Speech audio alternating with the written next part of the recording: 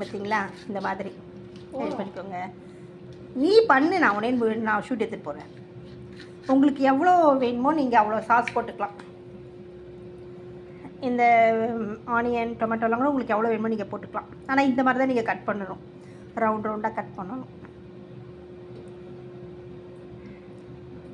நீங்கள் தக்காளி இந்த மாதிரி தான் ரவுண்ட் ரவுண்டாக கட் பண்ணணும். கோஸும் நீங்கள் கட் பண்ணலாம். எங்கள் வீட்டில் இப்போதைக்கு ஒயிட் கோஸ் தான் வச்சுருக்கோம், ஒயிட் கேபேஜ். நீங்கள் பர்பிள் கலர் கேபேஜ் வச்சுருந்தாலும் நீங்கள் அதை போட்டுக்கலாம்.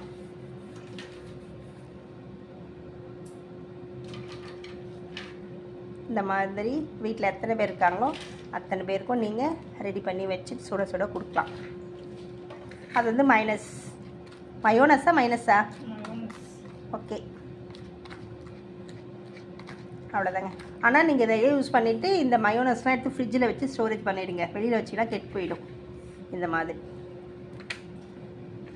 இதே மாதிரி இன்னொன்று பண்ண போகிறோம்.